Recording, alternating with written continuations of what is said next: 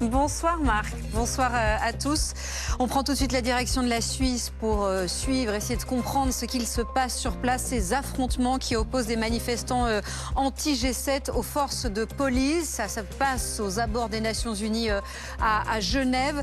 Les manifestants qui ont lancé des bouteilles, des pierres, des morceaux de ciment, mais aussi des pétards. On va tout de suite retrouver l'une de nos reporters qui est sur place. Quelle est la situation? Est-ce que ces tensions continuent?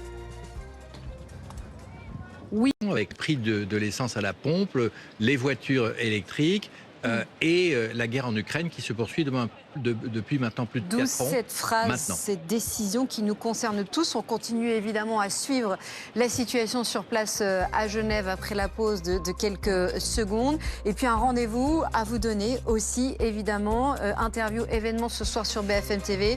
L'interview de Jordan Bardella, sa première interview depuis ce drame, la mort de Liana, la mort de cet enfant qui est devenu une affaire d'État. Nous l'avons interviewé il y a quelques minutes avec Guillaume Daré. À tout de suite.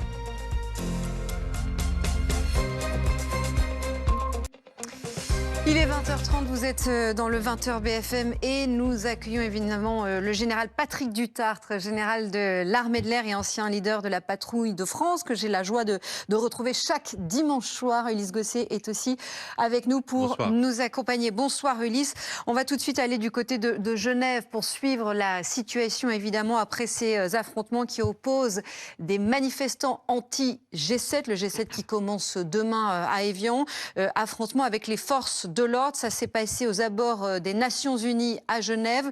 Mais visiblement, la situation est en train de se calmer. On va retrouver l'une de nos reporters qui est sur place. Que voyez-vous? Que se passe-t-il?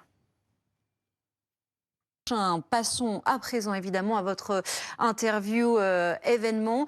Nous avons avec Guillaume Daré, que vous retrouvez évidemment tous les dimanches, notamment dans Dimanche Politique, interviewé Jordan Bardella il y a quelques minutes pour entendre le Rassemblement national sur cette affaire Liana, ce drame qui est devenu évidemment une affaire d'État.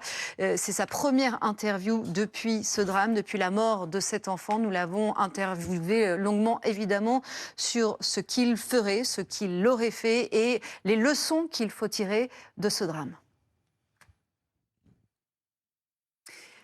Allez, on passe à votre soirée Ligne Rouge à présent avec ce long format des équipes de Ligne Rouge consacré à l'affaire Patrick Bruel après la mise en examen du chanteur pour viol et agression sexuelle et alors que 2 nouvelles plaintes ont été déposées en début de week-end. Qui sont les victimes présumées qui dénoncent les agissements du chanteur Patrick Bruel? A-t-il au fond profité de sa notoriété pour abuser de plusieurs femmes tout au long de sa carrière? C'est une enquête qui est signée par Maël Janton avec les équipes évidemment du service police-justice de BFM TV. Marlène Lartigue, Élodie Noiret, Lou Bourgoin, Clément Granon et Julie Borin.